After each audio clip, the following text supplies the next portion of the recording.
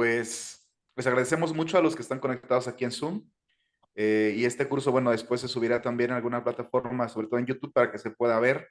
También les vamos a agradecer mucho a los que nos están viendo. Ojalá que puedan compartir también este video. Sin embargo, bueno, esta es la segunda sesión de este curso sobre el análisis de los evangelios de la infancia con nuestro amigo, nuestro hermano Ricardo Mendoza. Ahí, por ahí puedes cambiar tu nombre, Richard, para que te vean en el Zoom, ¿verdad? Ricardo, como ya les había dicho la semana pasada, él es estudiante de la licenciatura de especialidad en Sagradas Escrituras. Está estudiando Biblia ahí en la Universidad Pontificia de México. Y pues bueno, ha querido compartir con nosotros este momento, este curso. Es un curso breve sobre el análisis de los evangelios de la infancia. Creo que es una bonita herramienta para vivir este Adviento y esta Navidad con un poco más de elementos cuando leamos los evangelios, sobre todo los evangelios que nos narran la infancia de Jesús, Mateo, Lucas, y que podamos nosotros también tener esas herramientas, sobre todo para nuestra vida espiritual, ¿no? Más allá de que sí aprendamos muchas cosas, yo pienso que cualquier conocimiento sobre Jesús que nosotros tengamos tiene que llevarnos inmediatamente a la capilla, a la oración, al encuentro con Él. Y pues bueno, sin más preámbulo, dejo a Ricardo. Yo tengo que irme, tengo otro curso que voy a dar en unos minutos, yo. Entonces, pues bueno, dejo a Ricardo para los micrófonos. Gracias, Ricardo, por estar con nosotros. Gracias, Edgar, por esta presentación y como lo has dicho, una muy buena preparación a- para recibir a Jesús niño, ¿verdad?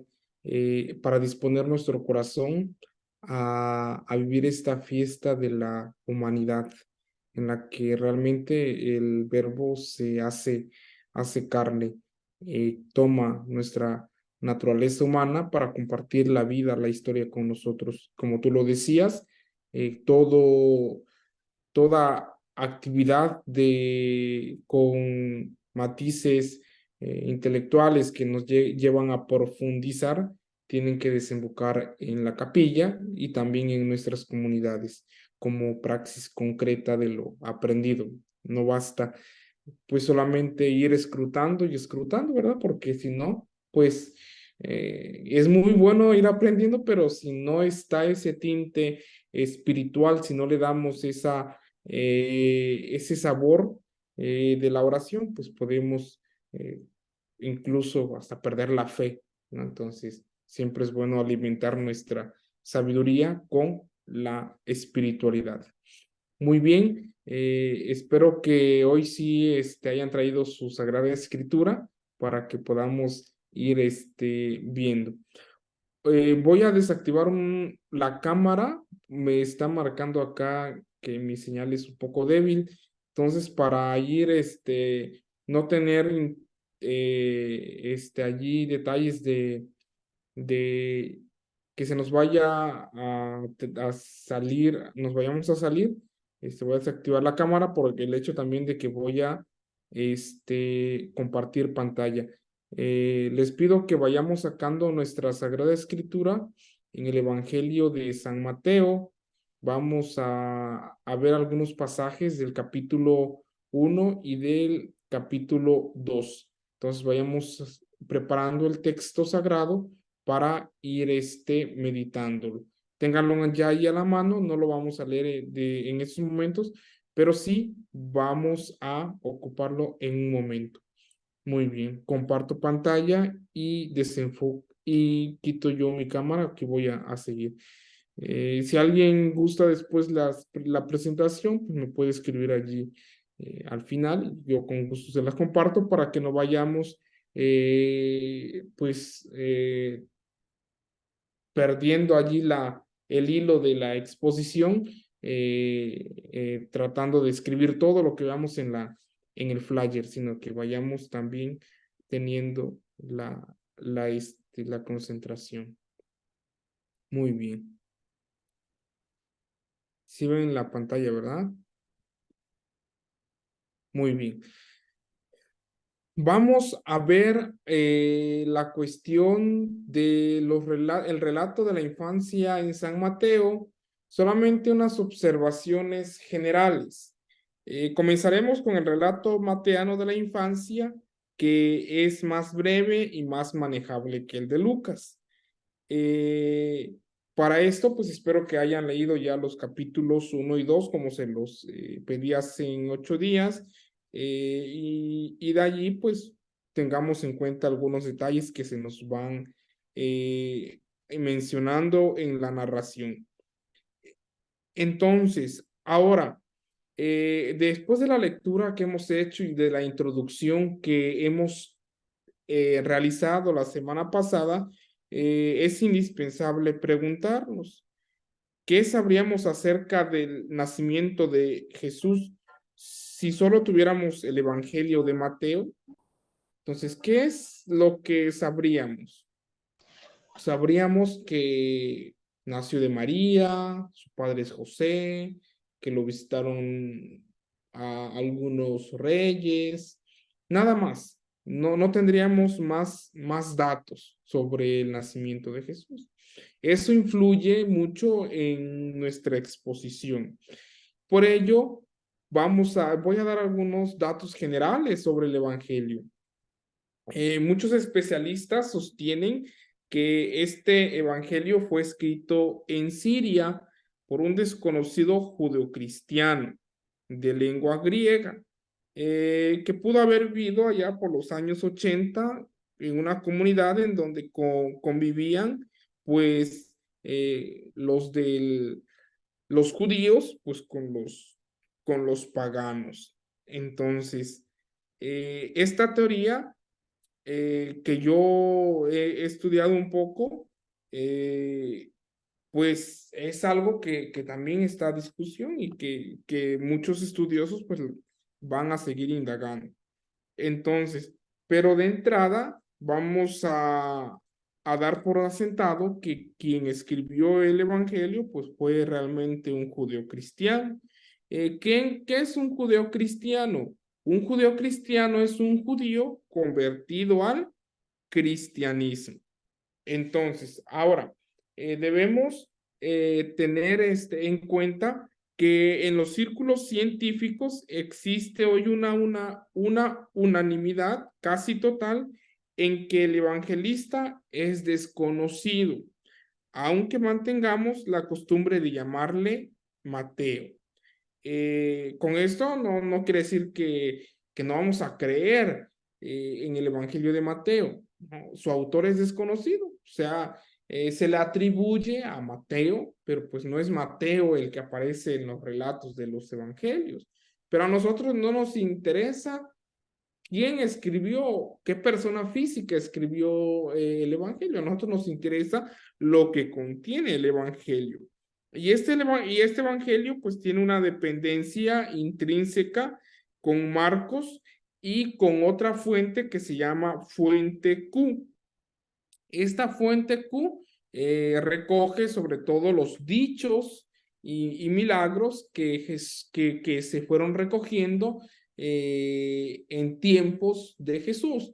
Algunos historiadores, algunos estudiosos, pues ya van a decir que estos dichos ya circulaban incluso en el último tramo del ministerio de Jesús.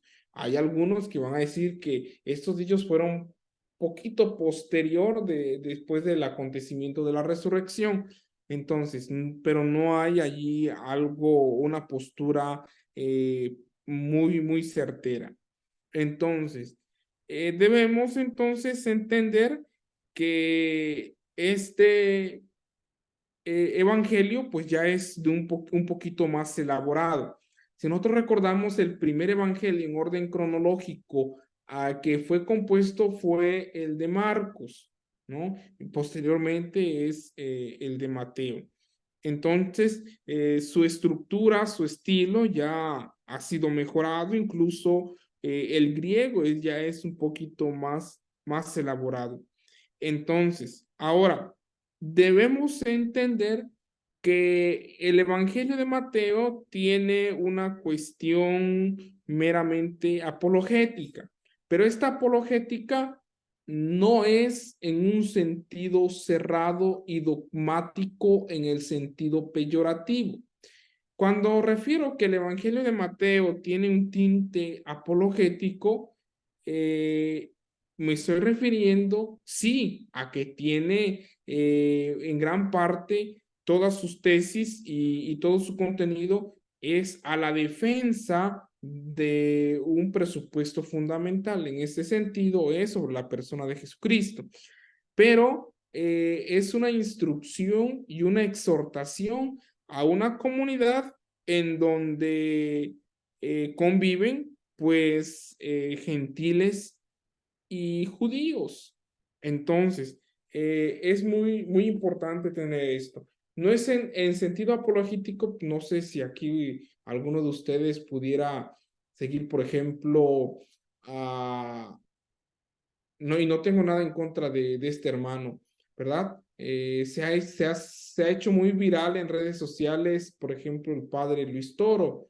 Entonces, y a veces se raya incluso ahí con los pleitos, con las peleas con algunos hermanos protestantes, ¿no? Y se ha reducido a eso la apologética, ¿no? Entonces, ese modo de hacer apologética fue muy corriente en la época pasada. Entonces, de esa forma se hacía apologética, solamente contradiciendo lo que el otro decía. Mateo no hace esa apologética. Mateo son instrucciones, exhortaciones, promueve el diálogo y de forma que los judíos y los gentiles puedan reconocer en Jesucristo al verdadero Dios. Entonces, la finalidad del Evangelio es mostrar que Jesús dirigió en primer lugar su ministerio a Israel. Aquí tenemos ya entonces que el autor del Evangelio tenía conocimiento del judaísmo. ¿Por qué? Porque todo el Evangelio va a estar dirigido a los judíos, a los israelitas. Y entonces, solamente en segunda instancia, con el acontecimiento de la resurrección, es que la teología del Evangelio de Mateo va a sorprendernos y entonces la buena nueva también es para los gentiles, es decir, para todos aquellos que no pertenecen a la tribu de Judá, que no son judíos. Y entonces tenemos este icónico pasaje del mandato misionero, ¿verdad? Que ustedes y yo lo conocemos muy bien porque pues de alguna manera pues asistimos a la Eucaristía y este evangelio es típico del Domingo Mundial de las Misiones. Vayan y prediquen a todos el evangelio. Bautícenlos en el nombre del Padre, del Hijo y del Espíritu Santo. Entonces, dentro de los estudios bíblicos, ese pasaje es la apertura de la buena nueva hacia los gentiles. Y tenemos algo principal y algo de fundamental, un dato fundamental. En primer lugar, que también el Evangelio de Mateo es considerado como el Evangelio eclesial. Y entonces, en este sentido, muchos estudiosos contribuyen y atribuyen que posiblemente pudo haber sido escrito en Siria. Y entonces tenemos aquí la gran importancia que tiene Pedro dentro de este evangelio. ¿Y por qué? ¿De dónde infieren los estudiosos esta parte? Los estudiosos la infieren sobre todo en el pasaje de Gálatas, donde sitúan a Pedro en Antioquía de Siria, ¿no? Y entonces hay ahí esas similitudes y esas semejanzas muy marcadas. Y entonces, pues Pedro va a ser el encargado de hacer la proclamación de Jesús como hijo de Dios, ¿no? Y entonces, dentro de la teología del Evangelio de Mateo, entonces vemos que el primado de Pedro es es fundamental. Por ello, Pedro ocupa un lugar muy, muy principal. Muy bien. Ahora, continuamos. Entonces, el Evangelio es muy sistemático y tiene una muy buena organización. ¿Por qué? Porque pues su intención era instruir a una comunidad acerca del reino de los cielos y su sentido de la organización hace que este evangelio sea el más adecuado de los cuatro para servir de texto catequético. Entonces, ahora, al comprobar su organización, pues los estudiosos han encontrado en los capítulos del 3 al 25, 5 libros. ¿A alguien se le hace familiar el número 5 dentro de la cultura judía?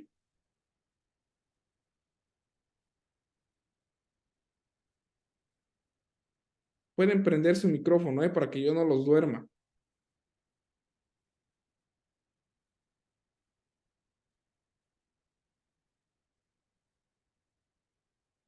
¿No? O ya se me fueron.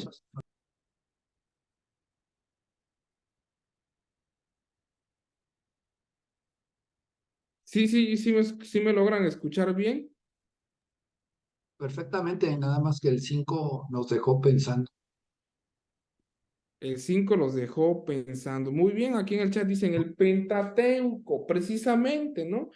Entonces, los estudiosos que han dedicado su vida a hacerles la cirugía a Mateo, pues han visto estos 5 libros, ¿no? ¿Y en qué se basan para afirmar 5 libros? Pues que cada sección termina con un estribillo que dice, este, para que se cumplieran las escrituras, ¿no? Entonces, o ponen a Jesús como que el que termina esos estribillos siempre, ¿no? Y Jesús, habiendo dicho esto, se retiró. Entonces, esos detalles. Y entonces, ¿por qué la intención de Mateo es recalcar precisamente la identidad de Jesús como hijo de Dios? Así como en el Pentateuco, todo lo que está escrito fue dicho por Dios, de esta forma en Mateo, es dicho por Jesús y Jesús es el hijo de Dios, ¿no? Entonces, en estos 5 libros se ha querido ver un Pentateuco cristiano basado en una tipología entre Cristo y Moisés, ¿no? Entonces, entonces aquí tenemos una escena muy importante que es el sermón de la montaña y las bienaventuranzas. Y este pasaje se ha comparado con la escena de Moisés en el Sinaí y los 10 mandamientos. Esto es una teoría que han dicho los estudiosos y que pues en esencia a veces se va a encontrar con sus dificultades, ¿no?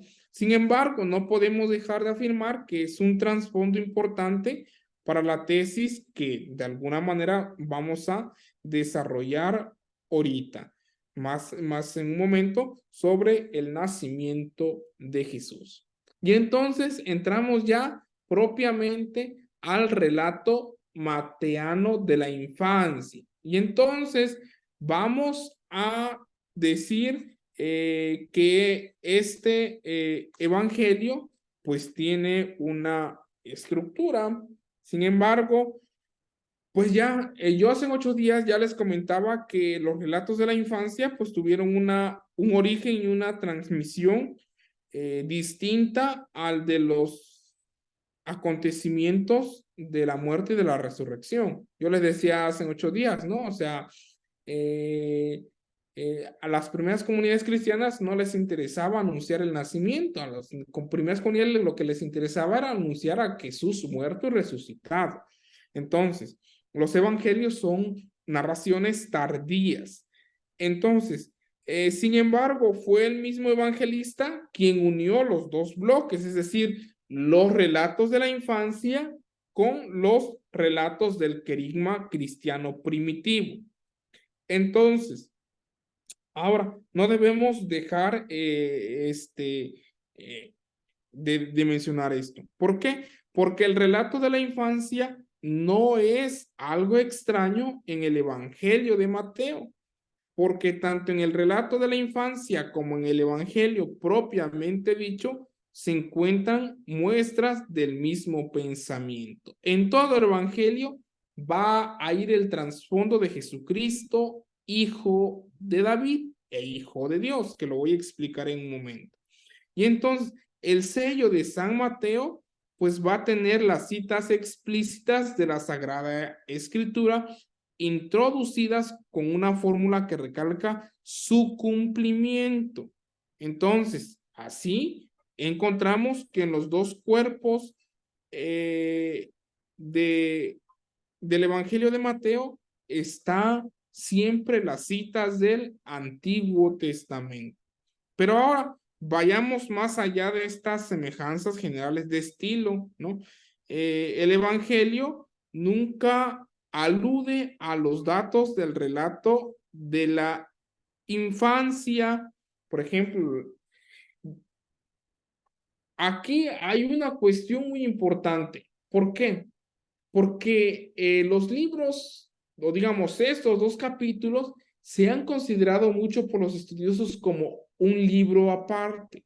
¿Por qué? Porque al interno del Evangelio no va a haber referencia a estos relatos, ¿no? O sea, los relatos solamente de la infancia solamente Mateo los conoce al inicio, pero desde ahí pues los desconoce, ¿no? Y esto pues durante el ministerio pues no parece haber aprovechado pues estas intuiciones teológicas, pero vamos a ir desglosando esta parte. Y entonces, primero, vamos a ver la estructura interna del Evangelio, ¿no? Esta estructura supone una acción sobre qué puntos se subrayan más en el relato y en qué medida el evangelista reunió el material de fuentes diversas, y estas fuentes escritas u orales, ¿no?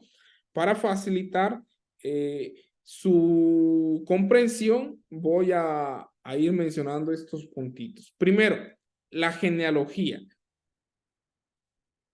La genealogía abarca del capítulo 1, versículos del 1 al 17, y toda la genealogía tiene su unidad y su organización muy propia, muy original. Y entonces está basada en el esquema de 14 generaciones. Este carácter unitario pues le da una pieza y evidentemente tiene algo que se llama inclusión, que lo voy a explicar en un momento, ¿no? Entre la introducción, que es el versículo 1, y la conclusión del versículo 17. Entonces, los dos versículos relacionan a Jesús con David y con Abraham. Esa relación con David y con Abraham se llama inclusión dentro del estudio bíblico. Ahora, la unidad de la genealogía no está cerrada porque se conecta con el relato de la concepción de Jesús que sigue en los versículos del 18 al 25. Estamos en el capítulo 1 todavía. La genealogía se introduce en el versículo 1 con una referencia a la Génesis de Jesucristo.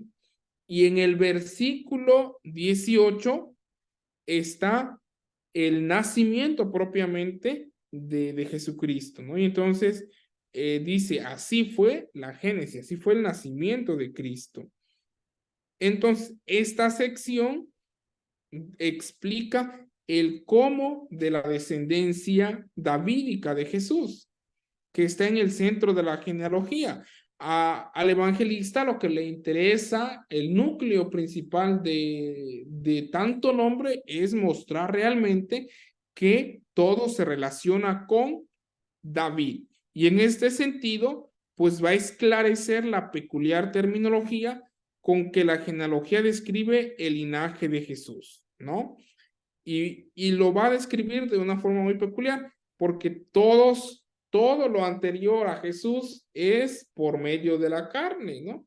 A engendró a B y así se repite, ¿no?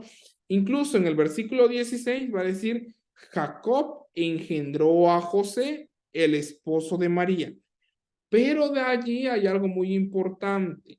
A José ya no se le atribuye que engendró, sino que solamente de José se dice, y José, esposo de María, de la cual nació Jesús, llamado el Mesías. Entonces, pero esto no altera lo anterior, o sea, la completa, por eso la genealogía no es cerrada. Como tercera característica, entonces, toda esta sección que es el capítulo 1 está estrechamente relacionada no solo con la genealogía que la precede, es decir, con lo que ya he mencionado, sino también en cuanto al estilo con lo que le sigue, es decir, con el capítulo 2. Entonces, desde el 1.18 hasta el 2.23, hay 5 citas explícitas de las profecías del Antiguo Testamento, introducidas con una fórmula que recalcan que tales profecías se cumplen en la persona de Jesús. Vuelve a aparecer aquí el número 5. Entonces, ahora, como cuarta característica, debemos entender que aunque haya unidad, pues hay motivos muy concretos para separar el capítulo 1 del capítulo 2, ¿no? Y aquí entonces quiero señalar que el primer versículo del capítulo 2 tiene el aire de comenzar un nuevo relato. Y entonces este comienzo, el versículo 1, pues pudiera aparentar que nada tiene en continuidad con el capítulo 1, pero pues no es muy aceptada esta teoría, ¿no? Entonces, ahora debemos entender que en el capítulo 2 hay 2 eventos que no tienen muy buena comunión, digámoslo así, con el resto del capítulo, ¿no? Y estos son 2 acontecimientos. Primero, que es los magos, la visita de los magos a Jesús y el acontecimiento o el plan que Herodes tiene respecto a los niños, ¿no? Entonces ahí vamos a ir teniendo este detalle. Y la última característica dentro de la estructura interna del relato. La geografía ocupa un lugar importante. ¿Por qué? Porque entonces, en el capítulo 2, pues aparece un motivo geográfico. Y entonces es aquí en Mateo en donde se nos da el nombre de la ciudad en donde nace Jesús, que es Belén. Y de Belén entonces huyen a Egipto y de Egipto regresan a Nazaret. Estos recorridos van a constituir un itinerario trazado por Dios. Entonces, debemos entender todo esto como una providencia divina. Y entonces, aquí hay muchas formas de estructurar el relato de Mateo. A mí, o yo como biblista, prefiero esta. Y aquí se los pongo como un esquemita. El Evangelio va a tener estos relatos de la infancia van a tener 5 objetivos. ¿Quién? ¿No? Y quién, el quiz en latín, nos los van a dar los primeros 17 versículos del capítulo 1. ¿Quién? Jesús, el hijo de David, el hijo de Abraham. Jesús, el hijo de Dios. Y entonces, el quiz, es decir, el quién de la identidad de Jesús, como hijo de David y como hijo de Abraham. Aquí debe quedar claro que por sus antepasados es hijo de Abraham. Y entonces, ¿y por quién es hijo de David? Por José. Y entonces, aquí viene algo muy importante. David le da la pertenencia a la tribu y Abraham le da el contacto con los gentiles. Entonces, Jesús ha venido no solo por Israel, sino para el mundo, para los gentiles. Entonces, ¿cómo? ¿No? El cómodo, el cómo de la identidad de Jesús. ¿Cómo es hijo de Dios? Ah, es hijo de Dios en la medida en que es descendiente de David, no por generación física, sino por José, que es descendiente de David, lo aceptó como su hijo. Y entonces, esta concepción clarifica mucho más el quiz de la identidad de Jesús, o sea, el quién, ¿no? Como hijo de Dios, como el Emmanuel. Ahora, el dónde del nacimiento de Jesús. Ah, en Belén. Y este dato teológico recalca su identidad como hijo de David.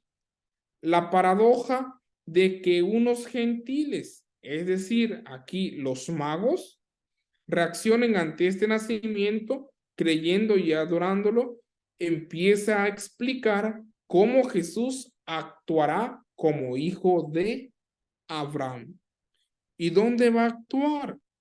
Que es el unde, ¿de dónde? Entonces, el destino de Jesús se pone en movimiento por la hostil reacción de Herodes. ¿Qué es lo que hace Herodes y las autoridades judías de ese tiempo? Empiezan su persecución. Y entonces, recuerdan que hace 8 días yo les explicaba que los relatos de la infancia tienen como prototipo algunos relatos de héroes bíblicos del Antiguo Testamento. Y si nosotros estamos hablando que en el Evangelio de San Mateo subyace por excelencia el Antiguo Testamento, ¿quién es una de las figuras centrales de la constitución del pueblo hebreo?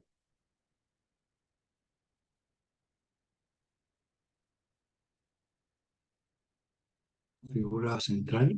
Es pregunta, ¿Quién es ¿verdad? una de las figuras centrales en la constitución del pueblo hebreo, del pueblo judío? Abraham, ¿no? Bueno, pues, después de Abraham, Ah, David. O entre Moisés, Abraham y David, Moisés, Moisés, perfecto. Entonces, en la constitución del pueblo hebreo, recordamos que en los inicios es Abraham, cuando se vaya constituyendo es Moisés y cuando ya está constituido es David. Entonces, el último de dónde, entonces aquí Jesús revive providencialmente las experiencias de Moisés en Egipto y de Israel que se nos narran en el libro del Éxodo. Es decir, Jesús es llevado de Belén a la ciudad de los reyes de los judíos, a la Galilea de los gentiles, ¿no? Y después de fijar su residencia en Nazaret, da el toque final a su identidad y destino, porque comenzará su ministerio como Jesús el Nazareno. Entonces, de Belén, ¿a dónde va? A Egipto. Recordemos que hasta lo meditamos en un misterio del Rosario, ¿no? La huida a Egipto. Y de Egipto, ¿a dónde regresan? A Galilea. Entonces, vemos, Belén le da la connotación de hijo de Dios y Galilea le da la connotación de los gentiles. Y vean qué bonito porque incluso en nosotros en la noche santa, en la noche de Pascua, ¿qué evangelio leemos, no? vayan a Galilea, donde comenzó todo. En Galilea comienza su ministerio público y en Galilea, a Galilea va a remontar a sus discípulos para que vuelvan a tener esta experiencia y vuelvan a hacer memoria de esta historia de salvación. ¿De acuerdo? Muy bien. Avanzamos. Y entonces vamos a ver unos datos muy someros de importancia de la genealogía de Jesús. Ahora sí, saquen su Sagrada Escritura, por favor, y alguien que nos haga favor de leer los primeros 17 versículos, del Evangelio de Mateo. Ahí me equivoqué. Mateo 1, del 1 al 17. Si gusta, yo lo apoyo. Por favor, adelante, despacio y claro. Sí. Genealogía de Jesús, Mesías, hijo de David, hijo de Abraham. Abraham engendró a Isaac. Isaac engendró a Jacob. Jacob engendró a Judá y a sus hermanos. Judá engendró de Tamar a Fares y a Zara. Fares engendró a Esrón. Esrón engendró a Arán. Arán engendró a Aminadab.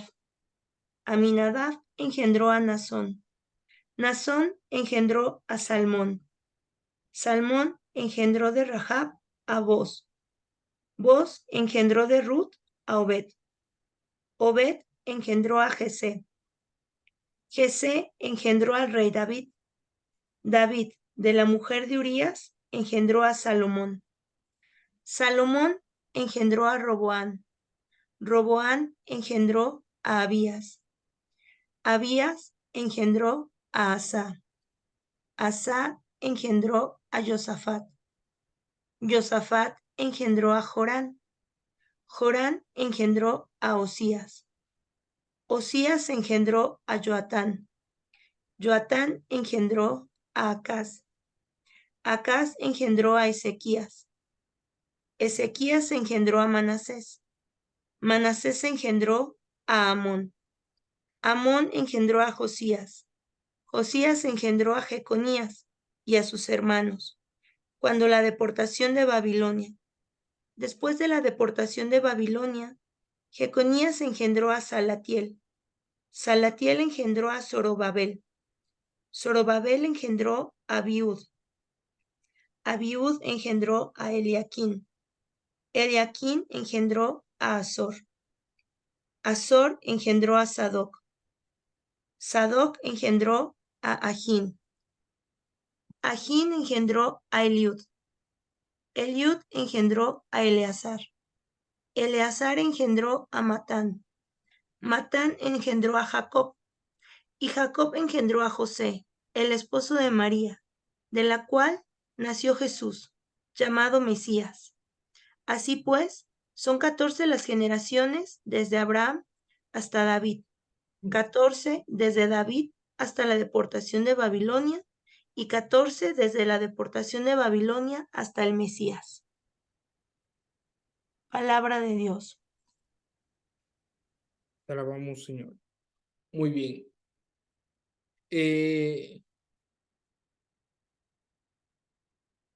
Esta perícopa, este segmento del Evangelio que incluso pudiera parecernos aburrido en la misa de Navidad, por ahí ya veo que se empiezan a reír, o de Nochebuena, tiene un significado impresionante, un significado teológico que no hemos descubierto toda su riqueza. Y entonces fíjense, Mateo comienza su evangelio con el título Libro del Nacimiento o documento de los orígenes, ¿no? De Jesucristo. Y vean, hijo de David, hijo de Abraham. ¿Hijo de quién es? de David, pero también es hijo de Abraham. Ahora, esta fórmula nos recuerda las utilizadas en Génesis capítulo 2 y capítulo 5 y capítulo 6, que nos van a ir narrando pues diversas genealogías.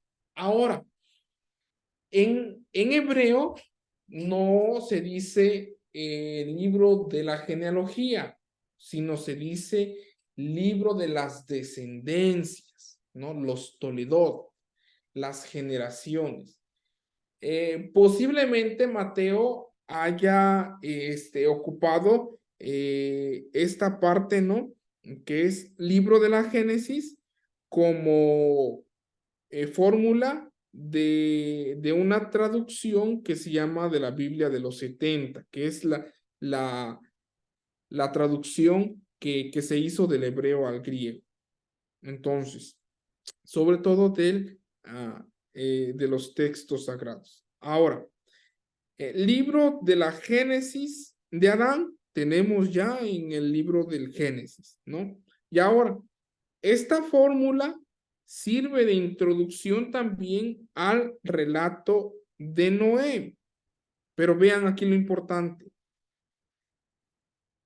Esta misma fórmula la ocupa Mateo, pero aquí hay una diferencia importante.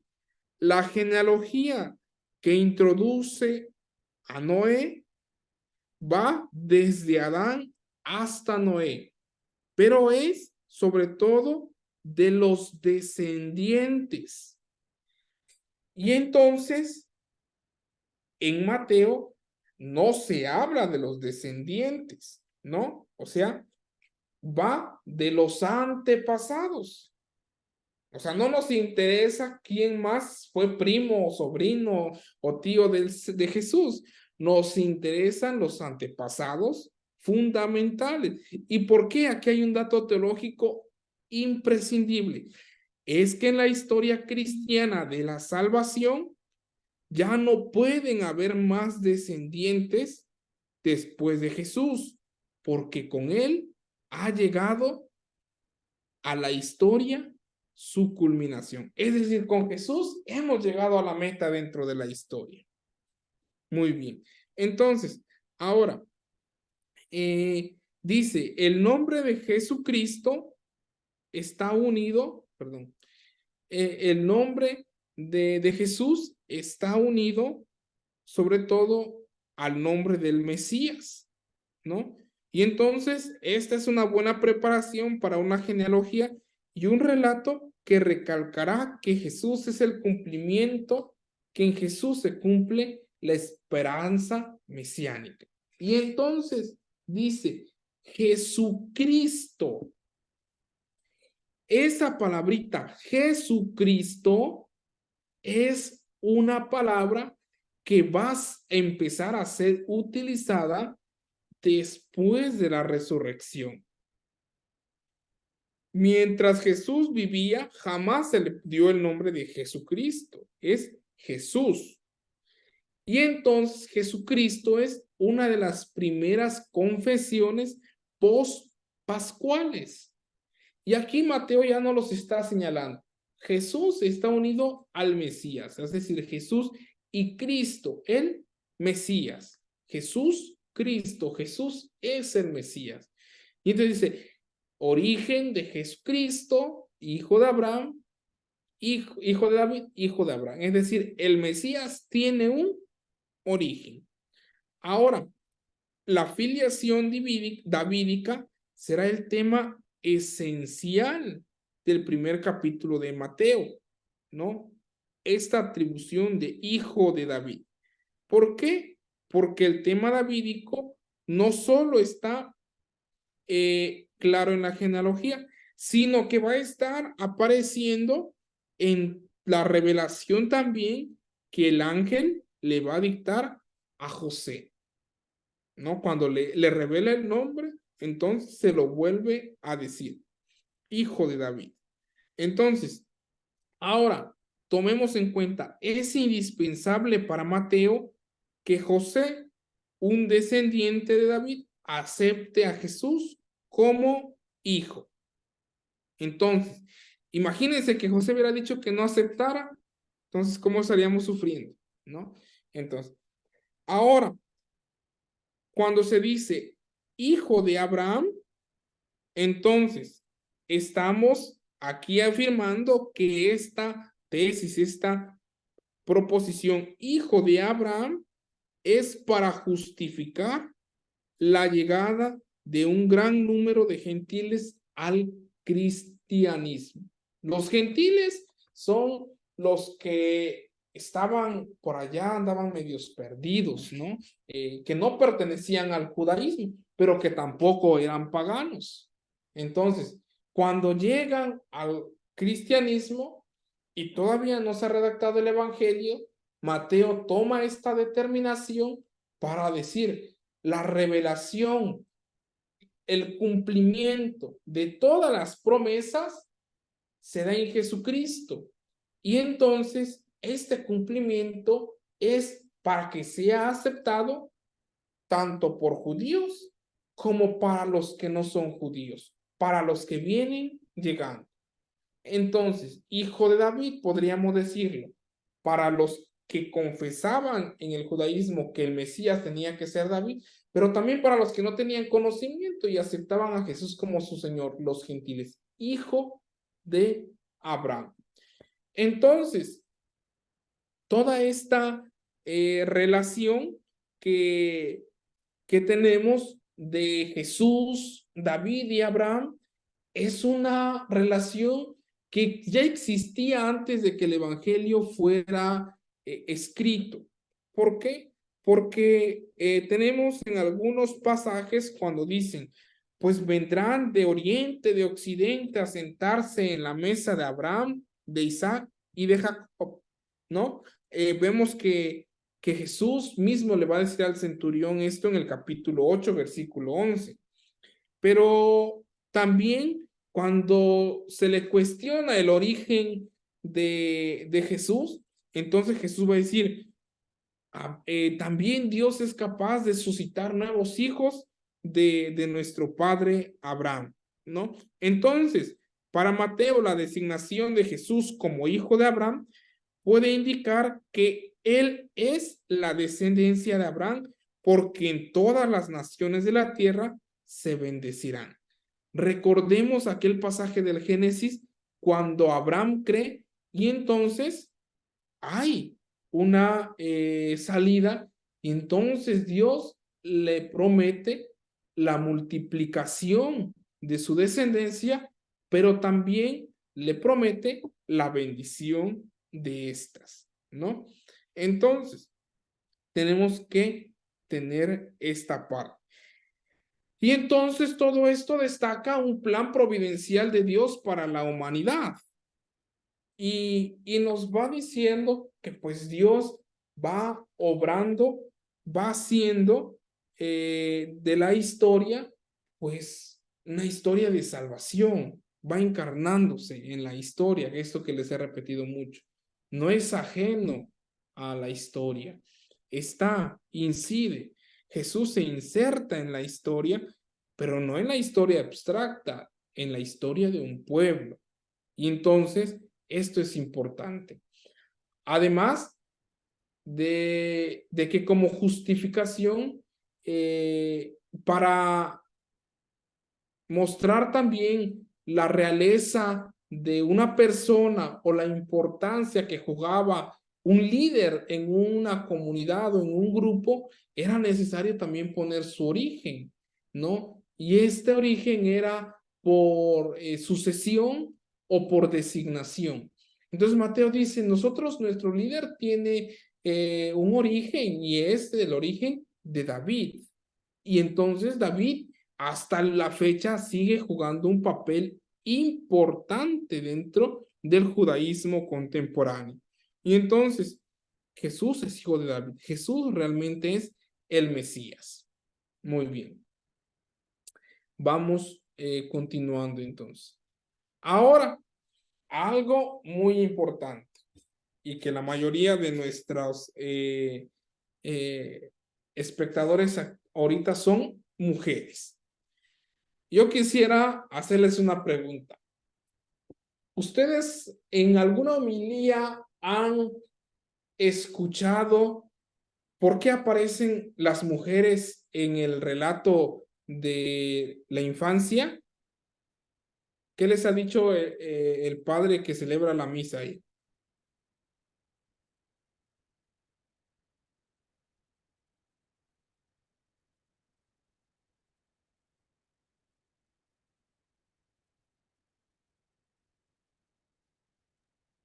Nunca.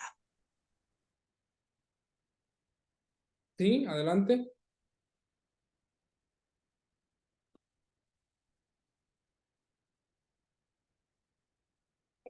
No lo mencionan. No mencionan esa parte, ¿verdad? Y si llegan a mencionarla, como sucede con la mayoría de nuestros pastores, incluso por nuestra propia formación a veces, se cataloga, no quiero ofender, ¿no? Se cataloga o se califica a la mujer como el demonio mismo, ¿no? Y entonces, cuando un padrecito logra hacer alguna reflexión sobre las mujeres, la presencia de las mujeres en este relato, pues lo único que va a decir, pues es que viene a demostrar que viene por los pecadores, ¿no? O sea, como si las mujeres fueran las únicas pecadoras. Entonces, tenemos ahí a 5 mujeres en este relato. Es María, Tamar, Rahab, Ruth y Betsabé. Entonces, ¿cuál es la importancia de estas mujeres? Hay 3 posturas dentro de estos estudios bíblicos. San Jerónimo. San Jerónimo, haciendo un comentario sobre la genealogía, afirmaba que pues las 4 mujeres eran pecadoras, ¿no? Que es Tamar, Rahab, Ruth y Betsabé. Y entonces la inclusión dentro del relato de la infancia, es decir, dentro de la genealogía, venía a mostrar algo muy importante, que el anuncio de la salvación es para todos los pecadores. Entonces, ahora, algunos verían que en el proceder de Mateo, pues una apología muy crítica contra la acusación judía de que María fue una adúltera que concibió a Jesús como fruto de una relación pecaminosa, ¿no? Muchos en un principio pues decían que esta inclusión hacía referencia pues a que Mateo quería justificar, pero esto no, esto es refutable totalmente. ¿Por qué? Porque no tiene que ver mucho esta parte, ¿no? Entonces, ahora, Lutero, ya en la Edad Media, recordemos que Lutero fue un monje agustino que a veces lo estigmatizamos demasiado y lo vemos también como el anticristo, pero si Lutero no se hubiera revelado, pues no hubiésemos tenido pues el avance en los estudios bíblicos y en la reforma de una mentalidad también que era urgente para la iglesia. Pero Lutero era un estudioso de las Sagradas Escrituras. Incluso Lutero fue maestro de Sagradas Escrituras. Sabía, conocía las Sagradas Escrituras. Y entonces en esta labor exegética va a decir Lutero, las mujeres eran consideradas extranjeras, es decir, de los gentiles. Y entonces, al incluirlas dentro de los relatos, pues estamos afirmando que Jesús tiene relación con los gentiles. Y entonces hay una teoría que muestra o que pone a María dentro del grupo de los gentiles. Sin embargo, la exégesis reciente nos va a decir que esta inclusión de las mujeres dentro de las genealogías, pues es una unión que refleja un evento extraordinario y a la vez también un evento anómalo, ¿no?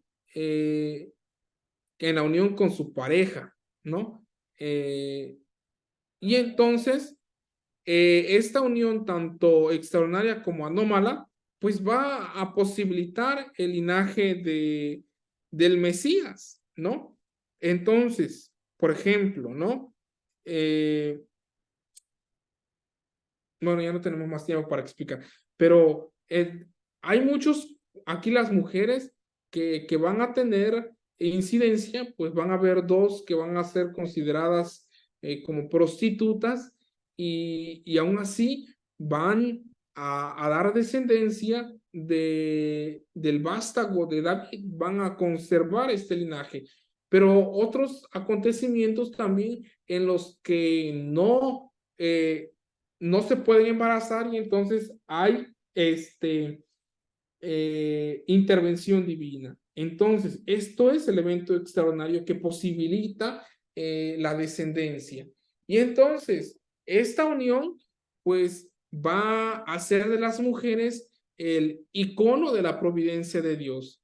Y entonces, al final de cuentas, la presencia de las mujeres, pues, no es que sean ellas el icono de los pecadores, como muchas veces se nos dice. Esta presencia de las mujeres que están entre el entredicho y el acontecimiento sobrenatural nos van a revelar que Dios vence los obstáculos humanos e interviene en favor del proyecto mesiánico.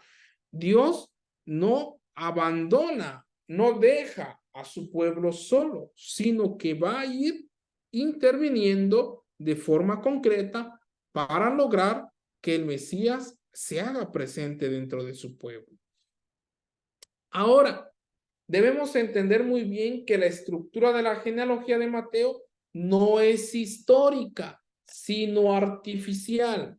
¿Pero a qué me refiero con artificial? Artificial no quiere decir solamente que pues fue inventada.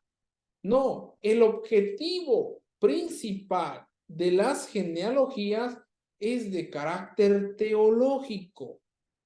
A Mateo no le interesa realmente saber si Jesús tuvo abuelitos o no. O sea, Mateo hace una lectura teologal, teológica.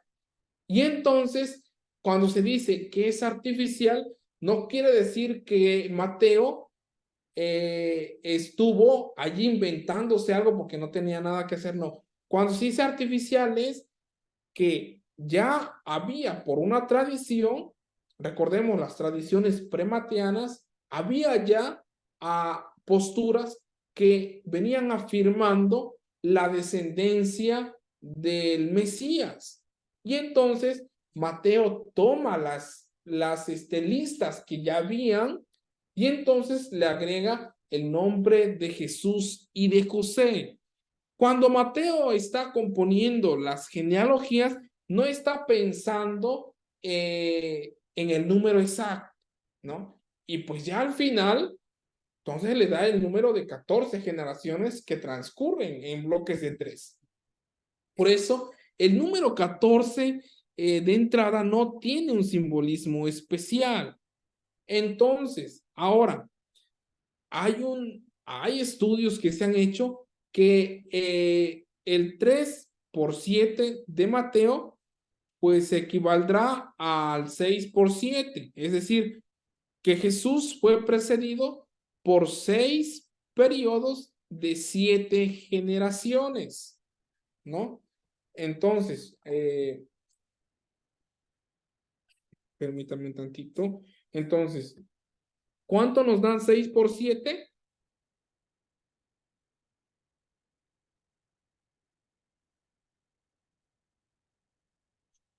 Aquí me equivoqué, no es 3 por 7, es 14 por 3, ¿no? O sea, son 3 grupos de 14 generaciones, son 42. Y entonces van a decir algunos, este número 42 da lo que da 6 por 7, es decir, 6 periodos de 7 generaciones. Y el séptimo periodo es el que va a inaugurar Jesús, ¿no? Y entonces, ahora, el número 14 pudo encontrar su fundamento en algo que se llama gematría. Es decir, los hebreos tenían siempre, o dentro del alfabeto hebreo, todas las consonantes tienen un valor numérico. Y entonces, David se escribe de esta forma en hebreo, ¿no? David, ¿no? Con una Dalet, con una Bab y con otra Dalet. Y entonces, la Dalet tiene el valor numérico de 4 y la Bab tiene el valor numérico de 6. Entonces, sumamos 6 más 4, 10. 10 más 4, 14. Entonces, lo que quiere remarcar el número 14 ya desde una hermenéutica y desde la exégesis es que Jesús verdaderamente es el hijo de David. ¿Por qué? Porque David desde la gematría tiene como valor el número 14. Y esto se va a dar también cuando se hable del anticristo, ¿no? El anticristo en el Apocalipsis va a tener precisamente esta misma característica, el valor numérico que va a dar las letras del emperador de aquel tiempo. Entonces, las genealogías, el número 14 no es mágico y solamente nos da a entender que en Jesús se cumplen las escrituras. Ahora, vayamos a la concepción de Jesús. Entonces, cuando se dice que Jesús es hijo de David, se recalca la filiación divina. Este hijo de David es un título correcto, pero inadecuado. ¿Por qué? Porque no encierra todo lo que es la persona de Jesús.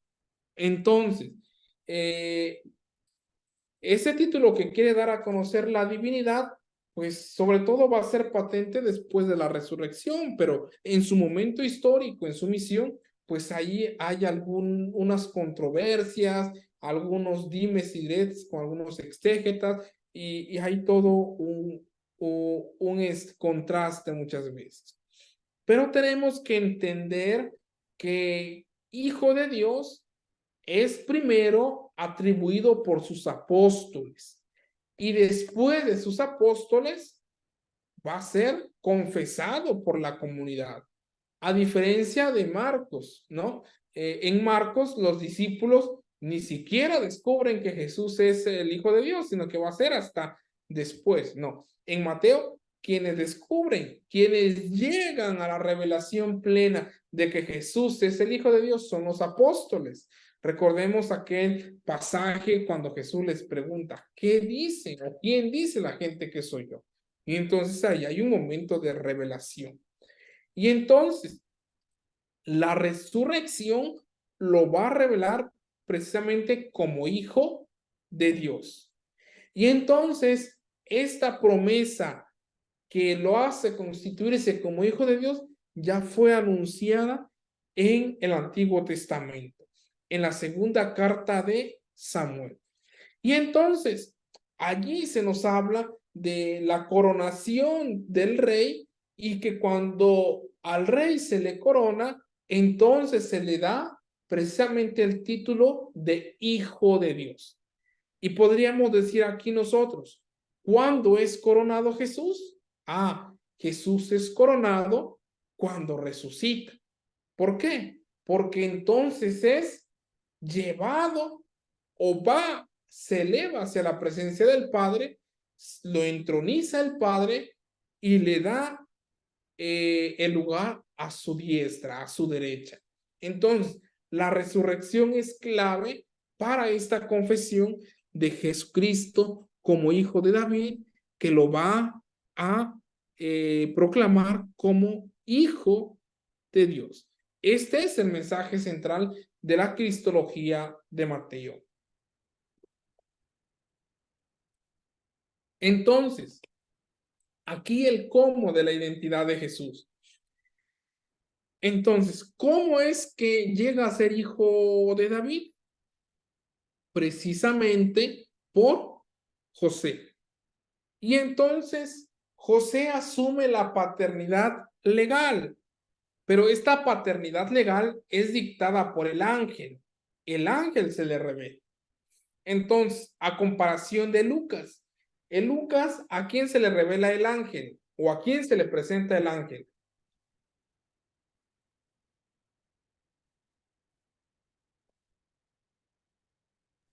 A María. A María. En Mateo, el ángel se le va a presentar a José y se le presenta para decirle que tiene que tomar a Jesús Que como no hijo, tema. que no tema precisamente. Y así como invita en Lucas a María a no temer, también aquí a José le va a llamar a no tener miedo. Y entonces la paternidad legal no es comprendida por el nacimiento, es decir, para nosotros, ¿no? Incluso ustedes que son padres y madres de familia, ¿no? Cuando, voy a poner un ejemplo, ¿no? Tienen hijos grandes y su hijo se enamora de una madre responsable. A mí no me gusta llamarles madres solteras, ¿no? Son madres responsables. Se enamora de una madre responsable. ¿Y qué es lo primero que le dice la mamá a su hijo? ¿Ya te fijaste? Tiene un hijo.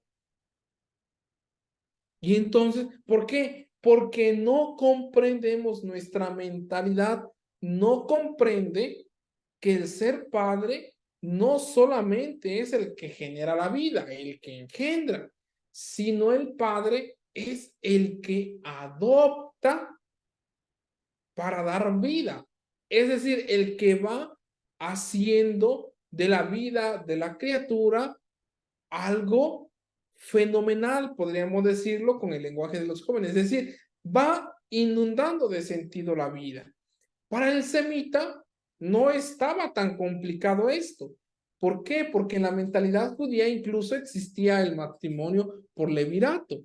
Es decir, yo tengo una mujer y me muero, no dejo descendencia, pues entonces, ¿quién va a tomar a mi mujer? Pues va a ser mi hermano, que el que le sigue de mí, ¿no? El detalle aquí es que hay que generar descendencia. Entonces, José no tiene problemas en tomar a María para que el niño sea del linaje de David, ¿no? Y entonces, esta concepción virginal va a ser fundamental en la cristología de los relatos de la infancia y va a poner a Jesús como el Hijo de Dios. Esta concepción virginal no es un milagro, sino un cumplimiento. Y entonces, María y José tienen un papel armónico en este caminar de Jesús. Muy bien.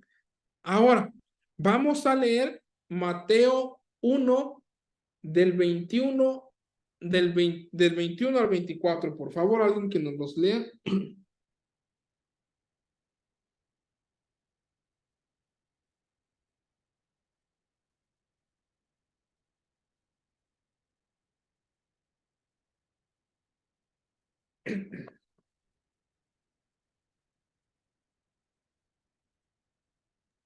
¿Qué cita, perdón? Mateo 1 del 21 al 24.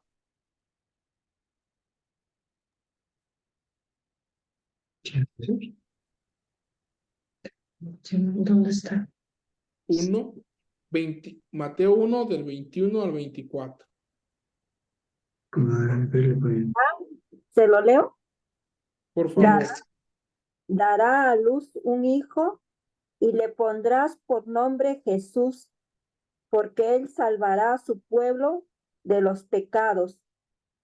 Todo esto sucedió para que se cumpliera lo que había anunciado el Señor por el profeta. La Virgen concebirá y dará a luz un hijo, a quien pondrán por nombre Emmanuel, que significa Dios con nosotros. Cuando José se despertó del sueño, hizo lo que el ángel del Señor le había mandado. Recibió a su esposa. Palabra de Muy Dios. bien. Te alabamos, Señor. Tenemos aquí una cita que es muy conocida para nosotros, ¿no? Que es Mateo 1, 22 al 23. ¿Por qué les dije que leyéramos del 21 al 24? ¿Por qué? Porque si nosotros somos un poquito críticos y leemos con atención, pues vemos que el 22 y el 23 son allí una inclusión, ¿no? O sea, nos va narrando lo que tiene que hacer José y después nos dice para que se cumpliera la escritura y entonces después nos vuelve a narrar lo que naturalmente estaba pasando, o sea, se despertó del sueño, ¿no? Entonces, esta es una inclusión fundamental. ¿Por qué? Porque precisamente va a dar a entender el nacimiento virginal. Pero esto ya es una interpretación teológica. ¿Por qué? Porque cuando el profeta Isaías profetiza que el Mesías va a nacer de una doncella, porque no, el texto hebreo no dice virgen, sino dice Alma, es decir, la doncella, la muchacha. Entonces, no está pensando en Cristo, no está pensando en la Virgen María, no. Esa profecía se la da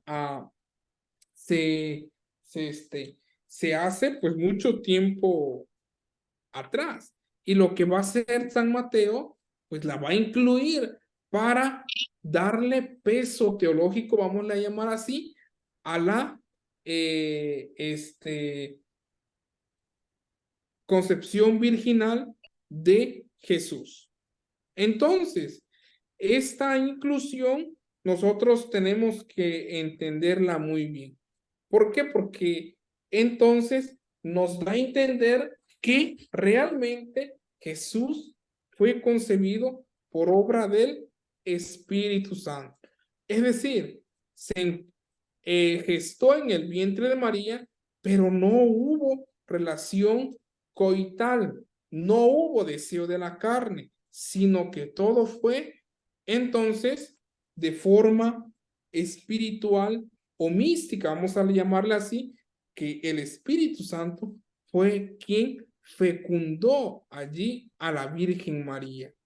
Entonces, esto nos da una nota también de la divinidad de Jesús, que no ha sido creado, ¿no? O sea, no fue creado por la naturaleza, sino que fue engendrado de forma misteriosa. Entonces, esta cita nos va a ayudar a entender todo este aspecto. Solamente voy a decir algunas puntualizaciones muy rápidas sobre esta cita, ¿no? Entonces, les digo, el profeta Isaías ya había profundizado esta parte, ¿no? Pero no tenía conciencia todavía de la Virgen María. Esta cita, pues, esta profecía fue desde mucho tiempo antes para profetizar ciertamente el nacimiento, pues, de un caudillo en esa región. Y entonces, este oráculo fue dirigido al rey Acaz, ¿no? Y con la finalidad de dar una señal, pues, a este descreído monarca durante la guerra Ciro-Efraimítica, allá en el año 734, ¿no? Y entonces, esta profecía iba a tener acontecimiento pues en unos años más tarde. No veamos las profecías como algo como que los profetas adivinaban el futuro. No, vamos a verlo de acuerdo a lo que estaban viendo. Y entonces, ahora, el niño que iba a nacer no era el Mesías, porque todavía no existía en esa época una conciencia del mesianismo, no se había desarrollado. Entonces, tampoco al niño que hace referencia es Jesús, ¿no? Entonces, ahora podríamos decirle, desde lo histórico, este nacimiento se refería a un príncipe davídico, ¿no? Que liberaría a Judá, es decir, a una tribu propiamente específica, ¿no? Y entonces va a ser después una antigua interpretación judía que va a ser por Justino, que va a identificar al niño con Ezequías, ¿no? Hijo y sucesor de Acaz. Entonces, uno de los pocos monarcas auténticamente religiosos de la tribu de David. Entonces, el niño al que hace referencia no está haciendo referencia a Jesús, sino a un príncipe. Entonces, de aquí no quiero que me tachen de hereje, voy a terminar esta partecita para poderles explicar. Y entonces, ahora, la palabra, como les decía, alma, es empleada para designar a la mujer. Y entonces se aplica normalmente a la muchacha que ha llegado a la edad de la pubertad. Y entonces por ello puede casarse. No está diciendo virgen. Se presupone por la mentalidad también hebrea que pues llegaban vírgenes al matrimonio. Y entonces, ahora, entonces vemos que la presencia del artículo, o sea, gramaticalmente dice la alma, es decir, la muchacha. Se está refiriendo a una muchacha particular, a una muchacha en concreto. Y entonces, cuando dice el alma, posiblemente se está refiriendo a la mujer del rey. Isaías, entonces, posiblemente se refería a la mujer del rey Acaz, ¿no? Entonces, ahora, esto va a tener después su interpretación teológica. Es decir, tenemos una profecía que dice que de la muchacha, que de la doncella, van a ser uno que liberará al pueblo. Ah, entonces en Jesús se cumple eso. Y entonces ya no vamos a decir la muchacha, vamos a decir la virgen. Entonces ahí viene la concepción de virgen de María, porque era una doncella que no había conocido varón, que no había estado con varón. Es decir, no había tocado varón. Y fíjense aquí algo muy importante. Yad en hebreo es mano. Yada es conocimiento. Entonces, cuando se habla de conocimiento en los evangelios escritos en lengua original, se utiliza ese verbo yada. Es decir, lo que yo conozco porque lo he tocado. Entonces, cuando se habla de María y de José, no había conocido, o sea, no lo había tocado ni María a José, ni José a María, y entonces afirmamos su virginidad, se refiere a esto, ¿no? Lo que no ha sido tocado, lo que no ha sido mancillado, vamos a ver, lo que conserva su pureza. Entonces, esto es muy importante. Esta cita de Isaías 7:14 es ya una reinterpretación de la nueva comunidad cristiana de los textos veterotestamentarios. Ahora, vamos a ver el uso premateano de algunos materiales. Y primero es la anunciación a José. La Biblia está plagada de anunciaciones. Entonces, José no es la excepción. Y engendrado de una virgen por obra del Espíritu Santo. Esta parte también ya venía siendo transmitida oralmente por la comunidad.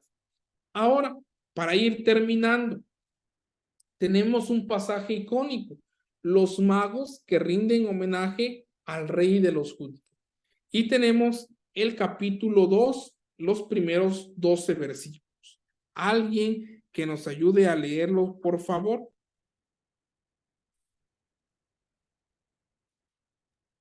Sí, yo. Por favor. Mateo 2, 1 al 12. Sí. Jesús había nacido en Belén de Judá durante el reinado de Herodes. Unos magos que venían de Oriente llegaron a Jerusalén, preguntando, ¿dónde está el rey de los judíos recién nacido? Porque hemos visto su estrella en el Oriente y venimos a adorarlo. Herodes y toda Jerusalén quedaron muy alborotados al oír esto. Reunió de inmediato a los sumos sacerdotes y a los que enseñaban la ley al pueblo, y les hizo precisar dónde tenía que nacer el Mesías. Ellos le contestaron, en Belén de Judá, pues así lo escribió el profeta.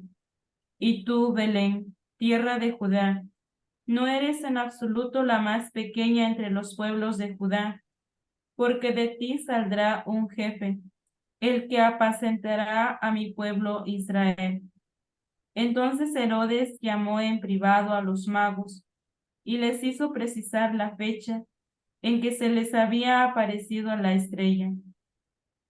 Después los envió a Belén y les dijo, vayan y averigüen bien todo lo que se refiere a este niño, y apenas lo encuentren, avísenme, porque yo también iré a rendirle homenaje. Después de esta entrevista con el rey, los magos se pusieron en camino. Y fíjense, la estrella que habían visto en el oriente iba delante de ellos, hasta que se detuvo sobre el lugar donde estaba el niño. ¡Qué alegría más grande! Habían visto otra vez la estrella. Al entrar a la casa vieron al niño con María, su madre. Se arrodillaron y le adoraron. Abrieron después sus cofres y le ofrecieron sus regalos de oro, incienso y mirra. Luego se les avisó en sueños que no volvieran donde Herodes, así que regresaron a su país por otro camino. Muy bien. Entonces, aquí, este relato, este pasaje que hemos leído tiene dos actos. Vayamos al lenguaje del teatro. Tiene dos actos y tiene 5 escenas. El primer acto es la acción de los magos. Y este primer acto tiene 2 escenas. Primera, cuando los magos vienen de Oriente y van a Belén. Por este pasaje sabemos que Jesús nació en Belén. Y entonces los magos, ¿a qué van a Belén? Van a rendirle honor al rey. Esto, como ya hemos dicho, tiene su fundamento en el Antiguo Testamento. Ahora, el plan de Herodes tiene 3 momentos. Primero, ¿qué es lo que quiere hacer Herodes? O más bien, ¿qué es lo que hace Herodes?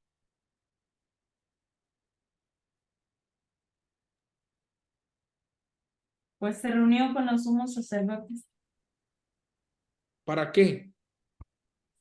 para ver en qué lugar se El niño iban a para hacer. matar al niño. Para que le revelaran primero el lugar de nacimiento del Mesías. Ahora, entonces, históricamente no hay documentación que avale esta matanza de los inocentes, pero sí hay. Herodes era un tipo enfermizo, estaba ávido del poder, pero sobre todo tenía una enfermedad, que tenía delirios de persecución. Y entonces, como era ambicioso y tenía delirios de persecución, entonces mandó a matar a muchos niños de la edad de sus hijos, incluso a sus propios hijos, para que no heredaran su trono y él gozara plenamente de su territorio. Entonces el evangelista pudo haber conocido esta tradición que se decía y de la cual sí hay documentos históricos, y entonces lo embonó con esta parte para darle el carácter de rey a Jesús. Entonces, Herodes mata y quiere matar a Jesús, y entonces viene la huida a Egipto. Y cuando van huyendo, pues está la matanza de los niños. Y la tercera escena, entonces, tiene el regreso de la familia a Nazaret, ¿no? Entonces, vamos a ver. Entonces, el capítulo se abre en Belén y se cierra en Nazaret, de donde le va a ver provenir su seudónimo a Jesús, Jesús de Nazaret, ¿no? Y entonces, este relato de los Reyes Magos son unas reflexiones del Antiguo Testamento. Y entonces, pues, algunos críticos dicen que, pues, pudo haber sido una historia real, que realmente fueron, pero solamente se conoce en círculos familiares de Jesús. Y entonces, pero hay unas inverosimilitudes intrínsecas. ¿Por qué? Pues nos narra que una estrella que salió por oriente, pues apareció sobre Jerusalén, de allí giró hacia el sur hasta Belén, pues donde se detuvo sobre una casa. Habría constituido un fenómeno celeste sin paralelo en la historia astronómica. Sin embargo, no lo registraron las crónicas, es decir, no lo registró la historia. Y entonces, la narración del modo como Herodes reunió a los sacerdotes y escribas para consulta, pues parece ignorar pues la encarnizada oposición que existía entre Herodes y los sacerdotes. Y esto revela que el Sanedrín no estaba a su disposición. Ahora, hay una leyenda que cuando nació Abraham, pues también pues apareció una estrella, ¿no? Y entonces, el motivo de la inclusión de la estrella, de este signo, podría venir a confirmar a Jesús como hijo de Abraham. Y además que dentro de los cuentos o las leyendas en sentido religioso, vamos a llamarlo, siempre la estrella es símbolo del nacimiento, bien anunciando el nacimiento de un personaje muy importante. Posteriormente, este relato pues tiene una inconciliabilidad con Lucas. ¿Por qué? Porque Lucas no lo toca, ¿no? Entonces, para Lucas ni existen los magos, pues, ni sabe si fueron, ¿no? Entonces, solamente es propio de Mateo. Y luego tiene un conflicto con los relatos del ministerio. Es decir, ¿en qué sentido? En que la afirmación de que Jerusalén entera se asustó por el nacimiento del rey de los judíos y de que muchos llegaron a saber que había nacido en Belén. ¿Quiénes muchos? Pues Herodes, los sumos sacerdotes, los escribas, ¿no? Vamos meditando acá. Pero esto no concuerda con el resto de los evangelios del ministerio público. ¿Por qué? Porque mismo Mateo va a revelar que la gente de Nazaret pues no sabe nada de eso. Y entonces, pues cuando Jesús empieza a predicar, pues la gente se pregunta, ¿y de dónde viene este? ¿De dónde salió? ¿No? Entonces ahí hay una hay un conflicto con estos relatos, ¿no? Pero le digo, todo esto es teológico. Y entonces, pues este relato podría ser una alusión a la historia de Balaam, que nos la narra en Números, el libro de los Números del 22 al 34, ¿no? Entonces, esta parte. Y finalmente, vamos a ver a los magos en la piedad cristiana posterior. Los magos, pues son anteriores a los pastorcitos, ¿verdad? Los pastorcitos van a venir a ser famosos con Lutero. ¿no? Los magos pues ya aparecen en el siglo II pintados en las catacumbas. Y los magos viajaron más de muertos que de vivos, ¿verdad? Porque sus reliquias anduvieron o andan todavía por todo el mundo. Entonces, verdad, tradición, pues todavía ahí hay un conflicto teológico.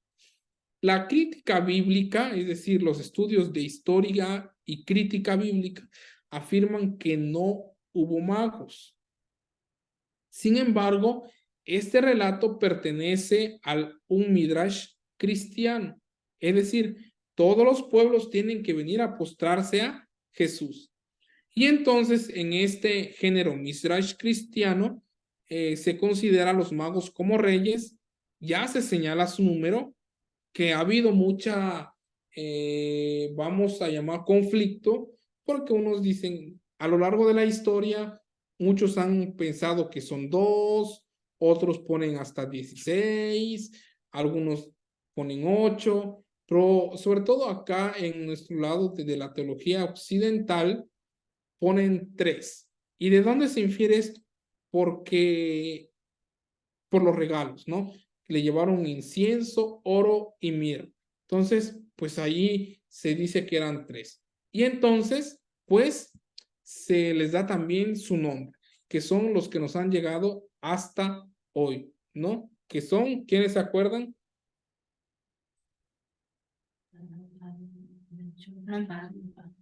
Melchor, ¿Quién se Gaspar y acuerda de Baltasar. los nombres de los magos? Sí, ¿Cómo? Melchor, Gaspar y Baltasar. Que son los que actualmente conocemos, ¿no? Sí. Melchor, Gaspar y Baltasar. Ah, Pero ya esto ha sido la piedad cristiana que ha llegado hasta nuestros tiempos. Pues esto es algo muy rápido de los relatos de la infancia en el Evangelio de Mateo. Fue un poco breve y lo quise compartir de forma esquemática, ¿verdad? Hay mucho que leer. Sin embargo, hay muy poca bibliografía en español, ¿no? Entonces, estoy haciéndoles ahí unas notitas para que los que están aquí de forma presencial y virtual, dentro de 8 días, que es el final de nuestro pequeño curso, puedan ustedes acceder a esas notitas, ¿no? Entonces, dentro de 8 días les voy a dar allí y les voy a explicar un poquito más. No se los podemos decir ahorita porque pues nos llevaría 3, 4 horas, ¿no? Entonces, muy bien. ¿Alguna duda, alguna pregunta que quisieran hacer?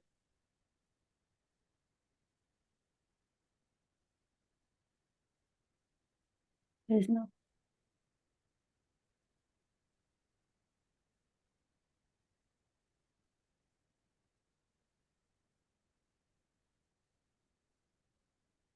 Bueno, entonces, pues si no hay dudas, espero que me haya dado a explicar en pues muy rápida exposición y pues nos vemos dentro de 8 días ya para culminar nuestra sesión y léanse el Evangelio de Lucas, ¿no?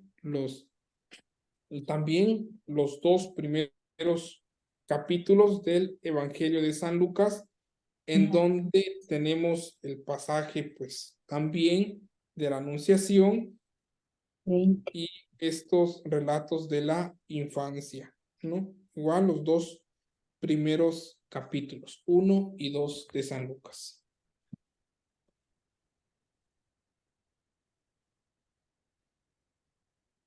Muy bien, pues gracias por su presencia, que tengan buenas noches. Buenas noches. buenas Hasta mañana. noches, muchas Buenas gracias. noches. Gracias, buenas Ustedes por noches. asistir. Que Buenas descansen. noches. Buenas noches, gracias Ricardo. Gracias, Ricardo. Buenas noches.